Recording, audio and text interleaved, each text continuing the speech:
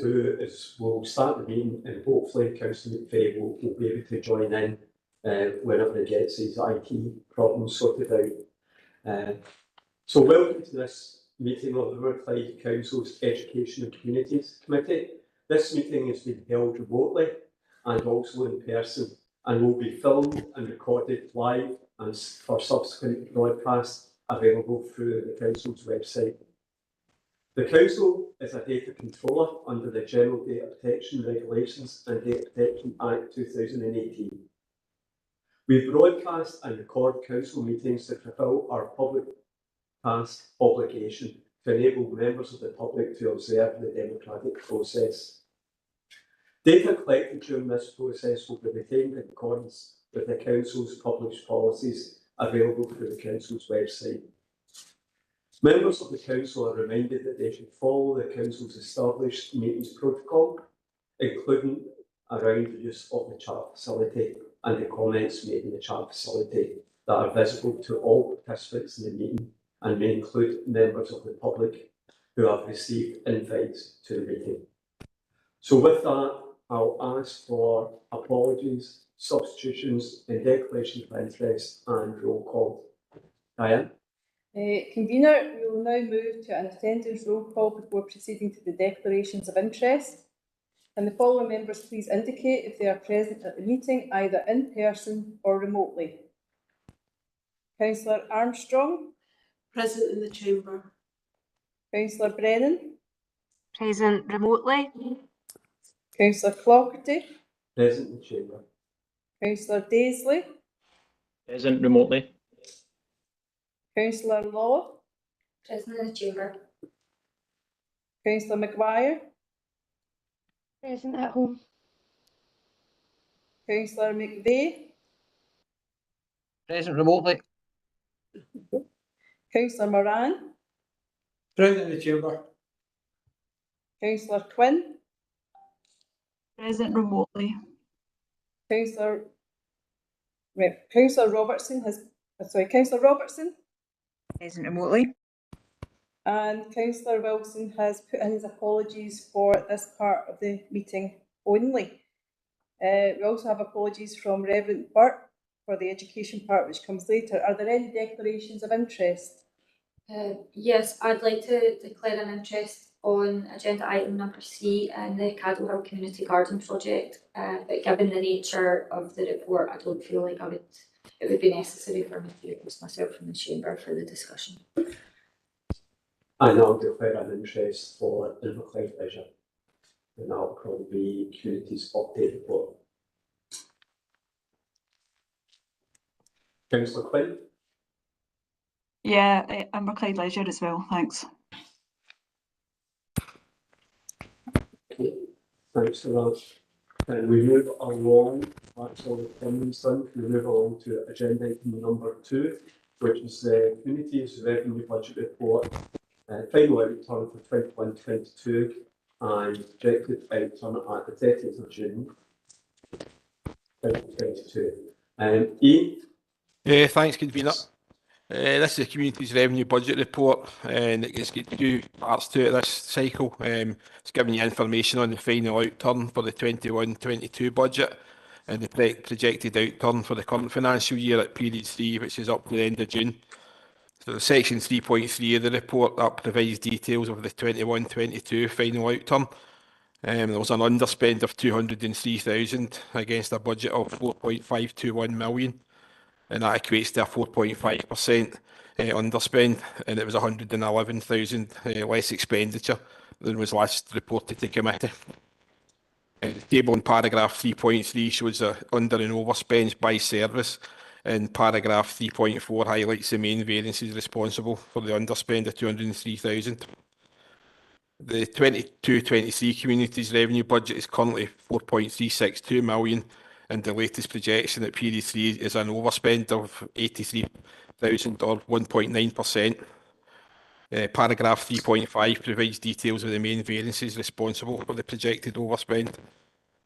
So the proposals for this report are noted in section 4, and that's namely to note the overspend of 83,000. It needs to be addressed, and progress will be included in the report to the next committee. Committee are asked to note that the final outturn for the 21-22 communities revenue budget and note the projected overspend of 83,000 for the current financial year. Committee are also asked to note that the corporate director and the heads of service will review areas where non-essential spend can be reduced to bring the committee back on budget, and progress on that will be included in my next report at period 5. I'm happy to take any questions. Thanks, Ian. I'll open up to questions. The first question is from Kirsty. Thank you, Convener. I would like to ask about the Watt Museum, and I believe there's been a card reader, but there's been issues with it being installed. Is there any update as to when that is likely to be resolved so that we can start generating that revenue from there? Can I ask maybe Tony to answer that one? Thanks, Convener. Yeah, the card reader, we've had a number of difficulties with the card reader. Councillor is right that it's been, the card reader is actually installed, however it has real difficulties linking with our own ICT system, and I've been informed just as recently as last week that ICT are marking this as a priority to try and get it up and running. Any other questions? If there's no other questions, can we give you the recommendations in the report? Agreed. Thank you. Can we move on to agenda item number 3, which is the Communities Capital Programme progress and asset related items. Hugh, if you could start with this. Thanks, Convener, and afternoon, everyone. This is an update on the capital programme progress and asset related projects that we've got at the moment currently within the council and a part of communities. Within this report, 4.1 gives you a current budget for the capital spend. The capital spend is 4.331 million, with total projected spending budget. There is a slight slippage of 0.1365% of the budget, and you'll get the details of that within the current appendix in the paper. Just to give you some highlights across the work that's still being carried out across the communities capital programme. Lady Alice 3.5, I'm delighted to say that work will start this week, and that should be commenced this week and finished early 2023. I'm not going to go through everything within the report, as it's there for you to make any comment on. Just to give you an update on some of the external partners projects. Craig and Rose Centres has had a slight delay. This is due to ongoing concerns with the groundworks, but it's now been resolved and the work is now starting to progress, and it's hoping to be finished by the end of this calendar year. Inverclyde Shed, I'm delighted to say that work has now started and continues to on, and we've now received a full allocation of funding from Scottish Government to do that. Partly branch now, again, they are at the stage now that they have awarded a design team to look at the new process going forward, and hopefully we're working very closely with them at the moment, and by later this month we should have a proposal for a key element of the design. All relevant paperwork has to be signed and approved by Scottish Government by the 31st of March 2022 to make sure that we get the money through the door. The asset transfer, delighted that the group is now working away as agreed by committee. We've now got a working group chaired by Tony, and that group is looking at all asset transfer going forward, and we meet on a regular basis. Cardinal Community Space has now been approved on condition that we are looking for utilities agreement with the group, and I've got a meeting with them later on just to talk through that. The Shanty Road, obviously I've been working closely with Inverclyde Shed, looking at the shed had showed interest in taking that facility over. After a number of discussions with Inverclyde Shed, the shed has now made a decision not to go ahead with this facility due to the ongoing costs and the problems they're facing in finding external funding to support the money that was allocated from the council. But we're in continued engagement with the shed to look at other premises across the area that they're looking for. I'm happy to take any questions on that. Thank you, Hugh. Open up to questions. Thanks, Convener. It's not actually a question, it's just in relation to Craig End Resource Centre. I just wanted to make the point about what a totally brilliant place it is. I mean, you know, in Ward 3, and I would encourage, I know the car park's still ongoing, but I would encourage anyone to go along, have a coffee, bit of lunch, sit in, take out, or do your washing, whatever. It's absolutely brilliant. Thank you. Thanks, Hannah. I'll bring Tommy in first and then Robert. Tommy? I thank you. Oh, right. Sorry, Tom. There you go. Tommy? Thanks, convener. As you know, convener, I've been working very closely with Hugh and the team and Lady Alison and Ruth and all the team for everything they've done so far.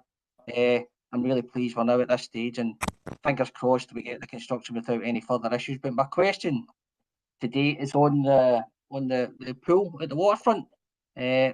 These things, and we know it's always been a project where costs were maybe slightly unknown. Are we still confident that that project is going to come in on budget? Let Eddie take that one, convener. Okay. Corey? No, Oh, I'll Eddie. take that. Yep. Yeah, Through you, convener. We have an accepted tender for that project, so we're working with a contractor and a specialist subcontractor, and as an update from what's in the committee report, we now have a new date agreed in early September for the second survey for the diver to go in there to take the actual measurements for the pool floor. So at the moment we have a firm price contract that we're working with. So I don't see why it can't be delivered within that figure. Okay, thanks, Eddie. Tommy, Okay, thanks very much for that, Eddie. Thanks, convener. Yeah, thanks, convener. Robert? Aye, thanks. It's just that the indoor tennis facility. Is it still? I know the report come back. Is it still an intention that will be in the Rankin Park site, or they're looking at maybe alternatives now as cost prohibitive? I know it said there'll be a port in September, but it'd be just interesting to know if it's going to still be in that site. I'll let my officers come in, I'll let Ruth come in, but certainly from my point of view, there's been no indication of us moving from that site. The indication is we're waiting for our partners to come out with more money, to tell you the truth. But Ruth? So there's no intention to move site. No, and we're looking at other re-engineered solutions, and we're waiting.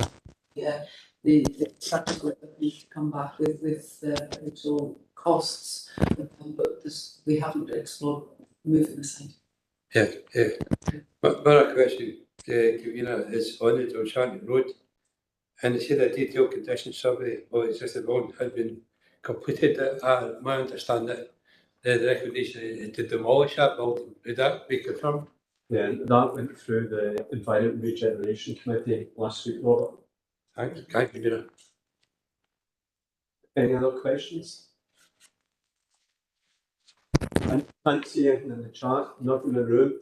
Just to reiterate, Councillor McVeigh, Tommy's joy at the Lady Alice Bowling Club. I'm sure Natasha, John and Tommy are glad that this project is finally getting go ahead. That this is one of these legacy projects that have been going along for a long time.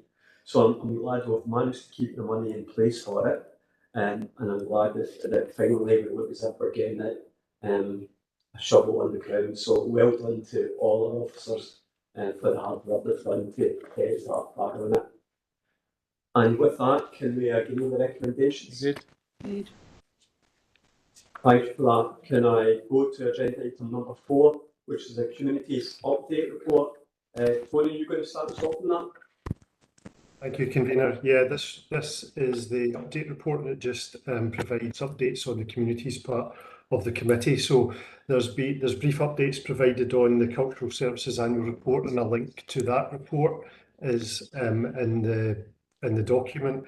There's also an update on some of the good work that's been on with Culture Collective, and also progress on the implementation of Inverclyde pipes and drums, which is also another, we're getting there with that as well, so that's a success story.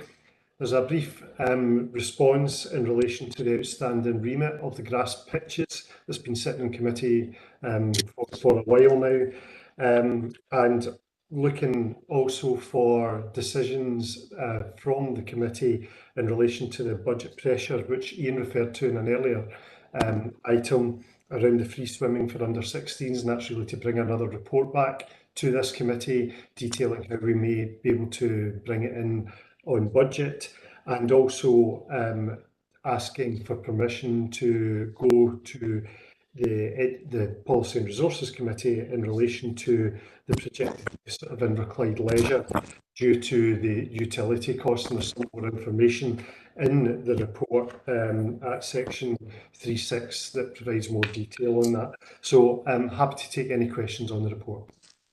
Thanks, Tony. What I'll do is I'll go to Elizabeth Robertson first and then Pam. Elizabeth? Thanks very much, convener, for bringing me in. So it's a comment that might become a question. You're all used to that happening with me. Apologies. 3.5, the free swimming for under 16s. Completely understand that it is a budget pressure, and I know that we're asking for another report. Tony's just indicated another report will be brought forward with more detail in terms of that. Again, just thinking about the context that we're in at the moment, and some things that we've been saying about the requirements for warm spaces, and I've been looking at warm boxes and things like that for people at this particular time when we're hitting a cost of living crisis and people are really struggling to heat their homes. I just wondered if there's an element of understanding from us that actually the swimming pool facilities in our area might well be the place where young people are actually able to get a hot shower in the coming months. And I know that's not the intention, that's not what the swimming pools are there for, but it's maybe just a reality and a part of where members of our community might be or might have to be over the next few months. So I'm just, again, we know that the free swimming for under 16s is a budget pressure, but I'm just wondering if we can be aware of elements such as that, those types of pressures that the community are facing, whilst we're looking at the budget pressure that we have for it, in terms of what we do with that particular policy decision. And I'm just wondering, I don't know, is that a comment, is that a question, is it both? Really, can we just have that included in the mix of what we're thinking about here? I think it's probably both, but I'll see if Tony or Ruth or both want to comment. Tony? Thanks, convener. Thanks, Councillor Robertson. Yeah, I think as we bring the report back, we could maybe make reference to that in the report, as well as looking how we can. But obviously the budget pressure needs to be certainly the recommendations that I'm giving about how we might be able to bring it in budget. But I can certainly put a mention of it in the report when it comes later on in the year.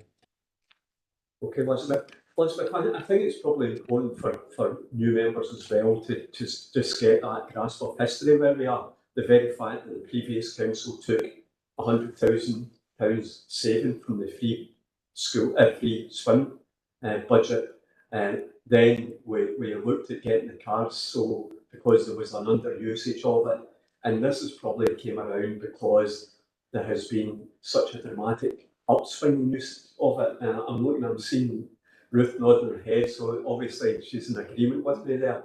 So I think it's a case of, from all the points from the political parties, I think we've all got to look to see what we're going to be doing with regard to the budget next year. And for those on the budget working group, I don't envy your task. So with that, I'm going to invite Pam in. Thanks, convener. Yes, grass playing pitches. I'm certainly no expert, but if they're viewed to be of sufficient quality and quantity, and no one's complaining about them, can we drop this remit? Ruth? Yes, if subject to the previous agreement. What we were tasked at looking at basically the cost of bringing everything up to the same standard as the Park. But you're absolutely right. That was it's a historical issue. It was linked to when we were looking at the 3G pictures, and what we're seeing is actually it's not the best use of officer time to look at that, so something we certainly like to knock on there. Okay, can I invite James in first? James, and then Lynn. James? Thanks, convener. Actually, Councillor Robertson just made the exact comment that I was going to make.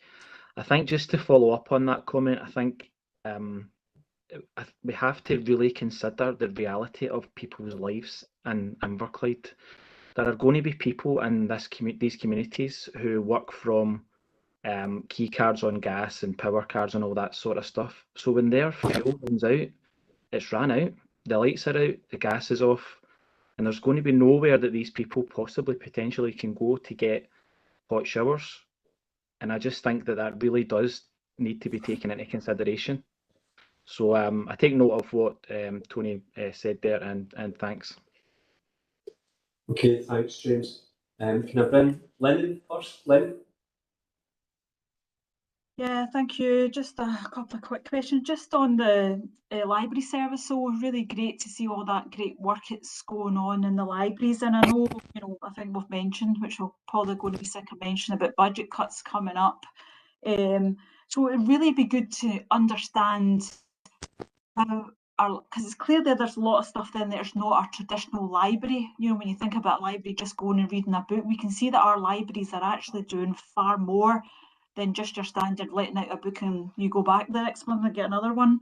So it'd be good to kind of understand how much of that original library service is there, and actually sort of quantify all the other additional stuff that's happening. So I don't know where I would get that information, but I'd be quite keen to see that, so when we're making any decisions we're actually got a true picture.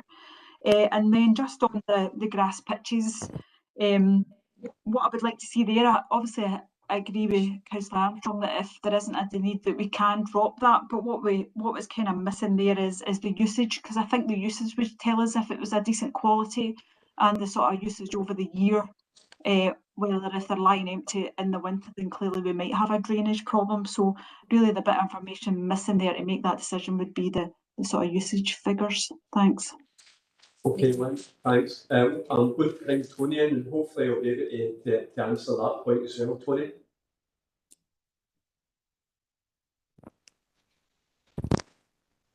Not yet, Tony. Apologies. Yeah, through your convener. Apart from, I suppose, Parklea, the grass pitches are not really well used, and I don't know whether that's because of the kind of high quality we've got elsewhere in terms of the 3G pitches. But we can certainly give you usage data on all the grass pitches. It's whether you want that as part of this committee or whether I can just follow that up with you. And similarly, I suppose for the libraries, it's a convener just deciding whether you want that back here, or are you happy for me to just get back to Councillor Quinn about the library usage? I'm looking at the other members of the committee. I'm particularly happy on the grass usage because obviously this has been a remit that's been kicking about for virtually 5 years. So I'm quite happy for that to try and bring it to an actual end. So I'm happy for you to liaise with Councillor Quinn with that one. Sorry, that one.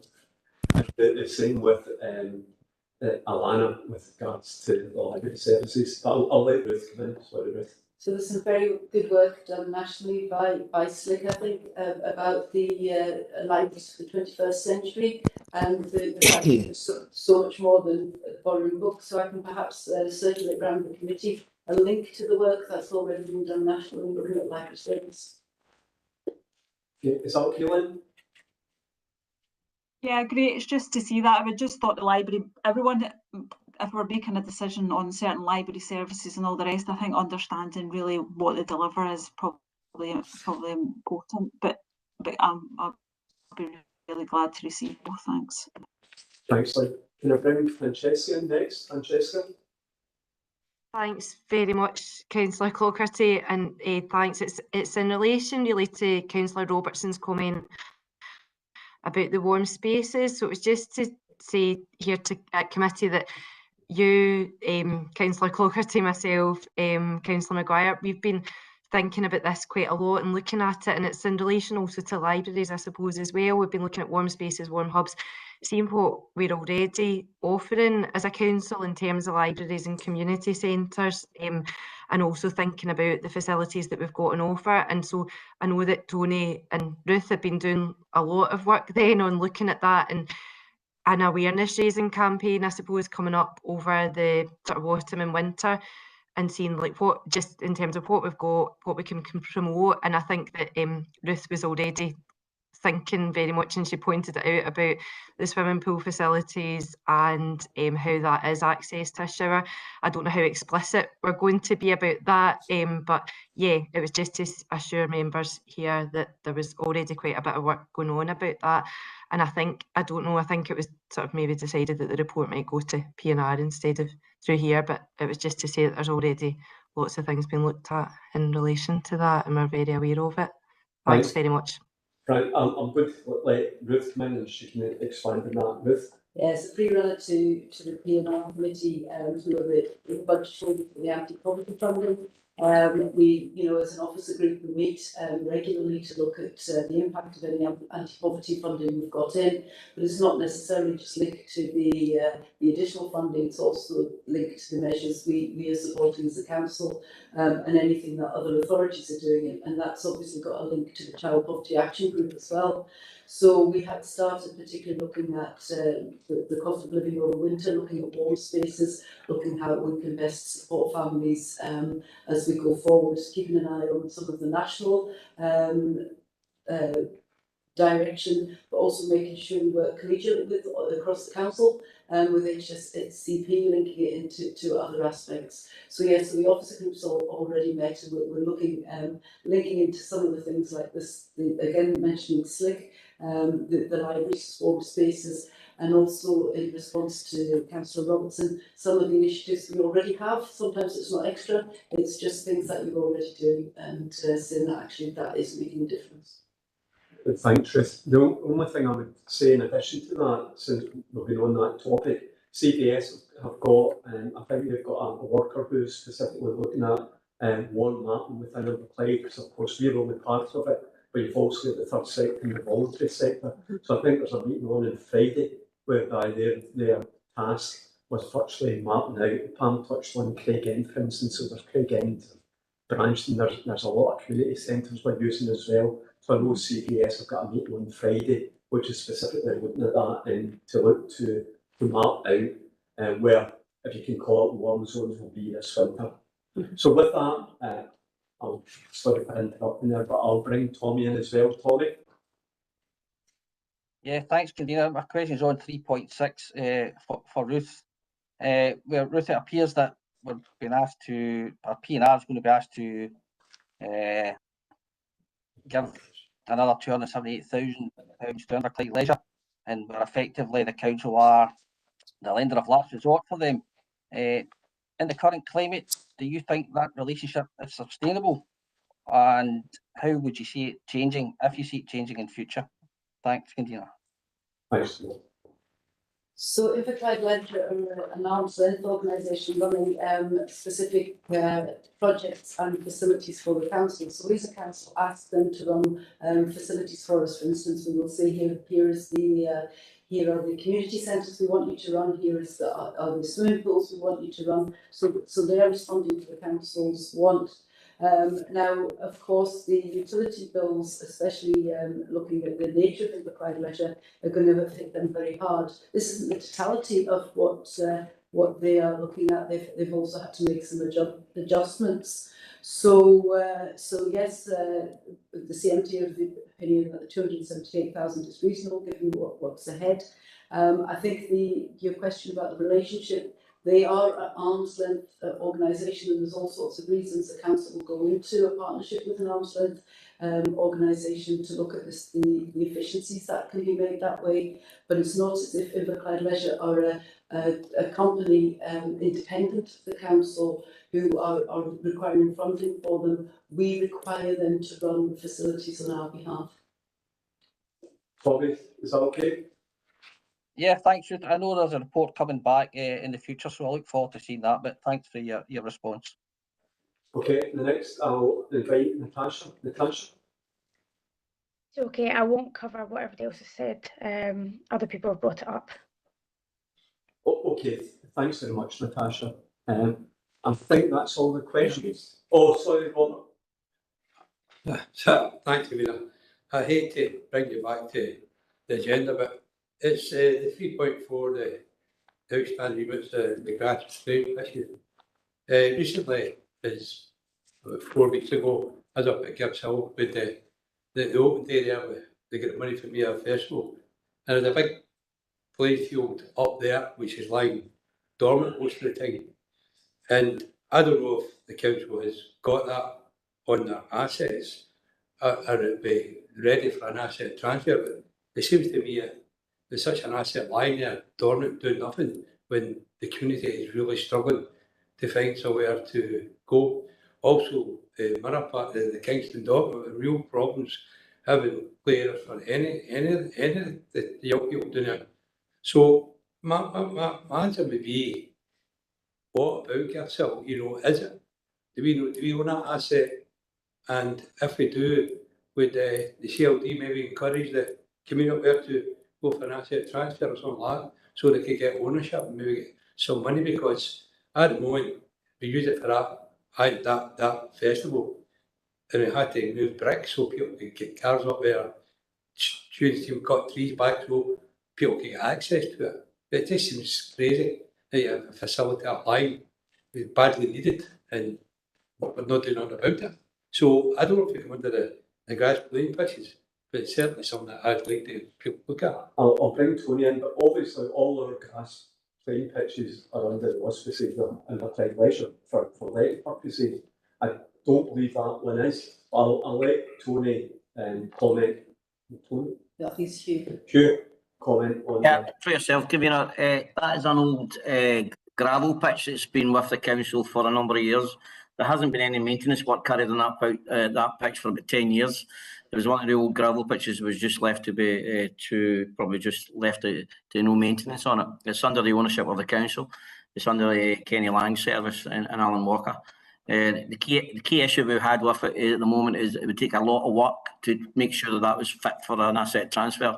We don't know what's underneath it, but it's all just the old gravels there. So there would need to be a substantial amount of funding available to support that. But it's something that I know that the group have raised with us as a team. But it's something we need to have a better discussion about from going forward. Robert? I thank you, and please forgive me for straying a wee bit. I thought it'd be an opportunity. But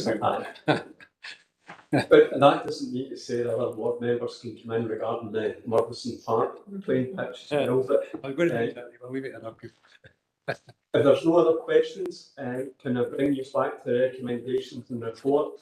And obviously the main recommendation is noting the budget pressure and getting the paper to the next committee, and also putting the paper to the policy resources for the Inverclyde leisure utility costs. Can we agree the paper? Okay. Thank you. Can we move to agenda item number 5, which is the public space activity and women's safety plan? Ruth, you going to start off this one? I'll start off, but I see Ross Stillman's in the meeting, and he's done a lot of the work around the action plan on the back of that, and also thanks to the Women's Forum, the Vice Council, on getting us to the stage of being able to bring the paper here. So basically, this report is looking at the Women's Safety Survey, and you'll see that in Appendix 1. A lot of the outcomes from the survey, and I think it's fair to say that the perception of safety and the fear of safety is probably one of the highest issues that women have raised around being able to undertake activities in public spaces. We've taken the survey as the Women's Forum, also Officer Group, and looked to create that into an action plan, and the specific actions that were taken on the back of the survey. So if I can take you to page 53 of the report, which is page 3 of the action plan, you'll see we've identified 4 main outcomes: increased awareness of national and local campaigns, embedding a culture of women's safety within local sports clubs to ensure more inclusive membership, and that's we're looking at having a charter, or at least piloting a charter going forward with some of the sports hubs. Reducing the fear and anxiety associated with women in the local communities, and working with the Violence Against Women Partnership for that, and also looking about promotional campaigns, increasing awareness of communication channels and people who can allowing women to report aspects that they may feel less than safe about. We're happy with the plan. We figure it's a pragmatic plan to stop people and stop barriers to women undertaking activities in public spaces. Can I invite Ross in to comment as well? Ross? Yeah, sorry. Thanks, Camina. It was just to add to what Ruth, I think the action plan is to deal with feed into some of the wider issues around community safety and the equally safe agenda. So we're hoping that this action plan is contributing to those outcomes. Okay, thanks, Ross. And I'm going to open up to questions. I've got Kirsty first. Thank you, Convener. The one question I have around the action plan is how are the results from it going to be measured? Ross, can you help with that? Yes, thanks, Camina. Results will be measured. Well, the plan doesn't have anything specific around that, but we have considered putting in performance indicators around the number of clubs that sign up to the safety charter, and perhaps running another survey again in the future to see if targets have been met. But we're also setting milestones against all these actions, so each of these actions will have a timescale, and so when you hit that milestone, the action is complete. Thank you. I understand that highlighting these issues in the first place through the action plan and the survey should have positive results in raising the awareness of women's safety. But I think it is really important, if we're going to do the action plan, that we ensure that the results are measured and any further impact or reviews taken necessary. Thanks, Kirsty. I'll let Ruth come in. Ruth? It can be difficult with surveys such as this especially when we're looking at sometimes perceptions, to take a longitudinal study and say because we did X, Y occurred. I suppose what we can do is actually set out what we feel will raise the issues. And sometimes in a survey, if you raise issues, actually you can end up with the results going a different way, but actually because more people are coming forward, and that's no good thing. So I suppose what we particularly what we can measure is female participation in sports, and that's something we do want to look at in the longer term. And also to look at basically have we delivered what we set out to deliver around the communications. So where we measure ourselves and hold ourselves to account is actually on completion of a lot of the tasks. Okay, thank you. Okay, Kirsty. Can I bring Lynn in and then Tasha? Lynn? Yeah, thanks. Yeah, just thought I'd sort of not really got a question. It's more a comment. Obviously, we've discussed this widely, as you would expect, at the Women's Forum, and I expect those conversations to continue all the way through the sort of action plan. So my first thing is obviously to thank officers. There's a lot of work been going in there, just collating the information and putting it in a format that we can all understand. So I just want to thank Ross particular, because he obviously had to do all the hard number crunching and putting it into the graphs, and Ruth and all the team, and obviously William, who was involved previously. So a lot of work has gone in there, involving a lot of different areas. So it's great to have that all sort of pulled together. Unfortunately, it's probably telling us what we already know, but it's good to have that data now that we can use it and get the specific details now and come up with the action plan. But I think it's important that this is not just, I think just link back to what Kirsty said, it's just not a sort of one-off, that this information features in all our plans and our projects and everything else, so that it becomes useful for future. One of the things that came out there was the safety aspect, people being prevented from walking and cycling. Now, walking and cycling has become a huge thing. We're talking about cyclepaths and funding for cyclepaths and walking routes, that really we should be building this survey results into all the stuff we do, just to make sure that it is extra safe. And I think I'd probably mentioned at the start of this, when we kicked it off, that this is not an issue. There's a cultural issue here about sort of behaviour. We're talking about unlimited attention for females. So this is a problem that's not just for the council to solve. So it's really good that we're encouraging our sort of alliance partners, our safety partners in our sports clubs and hubs, and getting everyone involved, because the solution will only be found if everybody mucks in and plays their part. So I think us highlighting what can be done and encouraging others to do their part is most welcome. So really, just to end up, just want to thank everybody involved, and I look forward to the ongoing discussions and seeing some of the things from the action plan be progressed. Thanks. Thanks, Lynn. Natasha? Thanks, convener. Yeah, I agree with Lynn that what's in this should be considered when we're looking at other policy areas or other ventures that we're doing going forward. I had just a couple of questions. So one of them was just about in 3.6, it talks about viable survey responses. How was that defined? What defined a viable survey response? Because I know I'd feel hurt if I'd submitted a survey, then it turned out that it hadn't actually been counted. Was these like surveys that were spoiled in some way?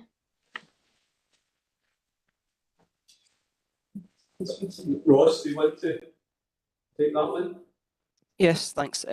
Yeah, so the viable survey responses, so that was in relation to, we didn't have mandatory for all the questions, so a lot of responses actually only answered 1 or 2 questions in the survey, and there was a lot of comments that weren't really relative to the survey in it as well. So when we say viable responses, we mean responses that covered a range of questions across the survey, so we could consider that a full response, not the ones that maybe answered 1 question or 2 questions, or just didn't give us an answer that was really in relation to the survey, it was in relation to something else. Okay, thank you, Ross. And then the other ones were around, so what are we doing about lighting? That was one of the main concerns that came out of it. So are we adding on to, when we're looking at going forward, our lighting strategy for our streets? Is that being considered? And then one of the main issues that came out both for men and women were around issues around safety, around sexual behaviour and things like that. So what are we going to do as a council to try to interact with that? What sort of education are we going to be doing at various levels? And then finally, can we maybe bring this charter to licensing board with a view of getting pubs and bars to sign up to this? Because at the end of a night out, some people might actually prefer to walk home rather than getting a taxi or sharing a car with somebody. So I don't know if any of that can be done. Quite a lot in that. I'll let Ross start off, and then if Ross wants to come in with any additional. So the Women's Forum had quite a long discussion about the lighting, and actually there's other things to consider with the lighting, especially the LED lighting, because it's more environmentally friendly, of course, but so there's a slight completing priority there. I think the Women's Forum were very clear at the beginning that this wasn't just about creating well-lit spaces right the way across Inverclyde, but could they be possibly looking at some spaces across Inverclyde, and could we possibly bid for funding linked to any other bids that we might go out with, and that's happening already as part of the Levelling Up Fund. So we've looked at some bids specifically, around park spaces. So that's the first question. The next one was about the communication around just the attitudes, and that's in the action plan. Councillor Murphy looking at the campaigns, for instance, linked to Don't Be That Guy, and making sure that what Councillor Quinn was referring to as the culture, that we're looking at constantly challenging the culture around that.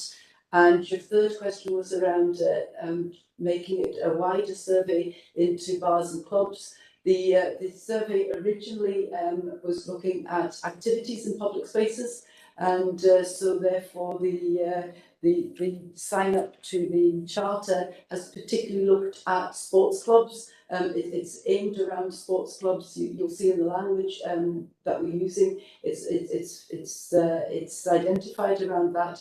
That doesn't mean it doesn't mean we can't go further than that, but it means that we need to take things pragmatically forward in a way we can measure. Going back to the earlier statement, and actually what we set out to do was a danger of trying to achieve too much too quickly. And some of the charters haven't been yet tried, so we were particularly looking at sports clubs for this particular charter. Is that okay, Natasha? Yeah, I totally understand what Ruth was saying. I can appreciate not making it ever about bright spaces. I was talking about even things like the skateboarding park down at the Battery. That's not got any lighting unless there's a football game and that sort of thing. When you talked about it was kind of focused around sports clubs. Whilst that is the case for some of the questions, quite a lot of the responses were just around walking, or going out, or what was the other one? It was walking and running were the main two, which most people would tend to do, just whether it be the Esplanade, the local streets that they live in, or they might decide to go to a park somewhere. So that's why I was suggesting that maybe expanding that, because whilst the sports activities make sense doing it around sports clubs, at the same time you've got people that might go out and might decide to walk to where they're going instead of taking alternative transport. And I was just kind of looking to see if there was a way of trying to make that a bit more all-encompassing, but I'll pick that up offline anyway. But thanks for your answers. Okay, thanks for that, Natasha. At the last week's Environment and Regeneration Committee, there was specific funds getting allocated for lighting of our parks as well. So hopefully that's something we'll see in fruition quite soon. My only comment would be, and since I think I'm only male, it's commented. It's not a women's issue; it's a man issue, especially 3.6. So if we're going to change attitudes, it's not female attitudes we need to change; it's male attitudes. And with that, can we agree the paper? You can. Thank you very much. Can we go out to agenda item number 6, which is just the statement on exercise of functions for period 3 products, 2021. Ruth, you going to start off with that? No. Qualification. Look, can we run through yourself? I'll start. Yes, thank you. Okay, thank you. Ruth was just sitting under the table saying nobody needs to talk in that one, Jim, but sure, knock yourself out. Okay, I'll not talk long then. Just to give you an update that obviously the statement of exercise for the function of period providence is now an act within the Scottish Parliament. We've now been asked to approve that, committee's asked to approve that in the intent of a draft statement that we've got on the website at the present moment. Just to let members know, obviously, that the committee has been very proactive since 2018 with the work that it's done around free sanitary products for the community, and we're quite happy to take this forward as a report. Thanks, Chair. We're always happy that the Scottish Government eventually catches up with Inverclyde Council. Kirsty, will you want to comment? Yes, I did, thank you. Just during COVID, when university closed down, they offered women reusable sanitary products. So I was just wondering if there would be any provision for reusable sanitary products in Inverclyde as a result of this. Because obviously, while it's not suitable for everyone in the current economic climate, being able to wash reusable ones, but it's more environmentally friendly, obviously. So both those things should be taken into consideration when we're offering them. Ruth? The company we work with offer reusable sanitary products. Interestingly, when we first did our survey of people in schools, it was not a preferred product, but life has moved on since then. So the company we work with do offer those, and we will continue to work with schools and the communities out there. Thank you, Kirsty. Natasha? Thank you, Kavina. I was just wondering, forgive me if I've maybe missed something when I've been reading this, but can I just ask, is the Scottish Government fully funding this for us, or is this coming out of our budget? Because I know previously they provided some funding for us. They didn't cover the full amount that we gave in free sanitary products. I think that we footed a lot of the bill for that. So does this mean that we're now going to be getting full funding to provide this, now that's been put into law? Good. For yourself, convener, we get an allocation from Scottish Government. I think it's £1,000 down from what was previous last year, so we continue to fund this, but we have put some money into this ourselves in the past. Okay, and sorry to be pedantic, but does that mean that this won't be fully covered by the Scottish Government, that the council will have this still as an item on its books as such? At the present moment, going forward, there's still an allocation of funding. We don't know what's happening for the next financial year, but at the moment we've got money this financial year. Okay, thank you. I'll ask the Corporate Director if she wants to comment. Yeah, so it's my understanding is it's fully funded by the Scottish Government. Of course, we also have pockets of time put in against this as anything the administration members. But I'm looking at Hugh. This is the full funding for it. Remember, it's the schools and also the communities. Okay, thanks, Ruth. Is that okay then, Bishop?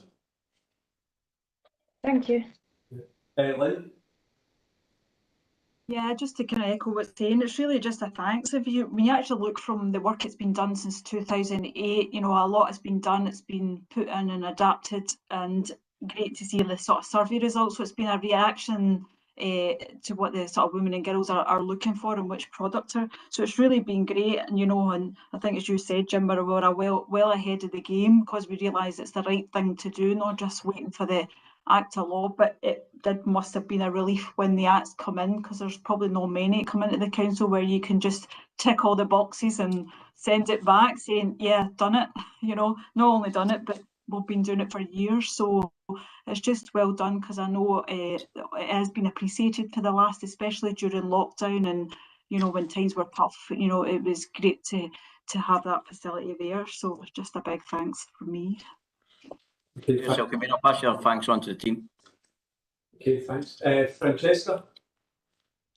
Thanks very much, Jim. It was just to ask, the bulk products venue list on page 73, is that live now? Are they all operational, or are they sort of upcoming in future venues? Thanks. Hugh? For yourself, convener, yes, they're all live at the present moment. We're engaging in a new way. We've now got a team working on it to all staff to get out from a period of time at the beginning of the year, and then continue to do others as through the year. But yeah, my understanding is up to date. Okay, Francesca. I'm looking for any other comments. No comments. No comments on the chat. Can we agree the paper? Yes. Yes. Agreed. Okay, and with that, that brings an end to the community side of the agenda. And I thank you very much for your participation, and I look forward to seeing you all back.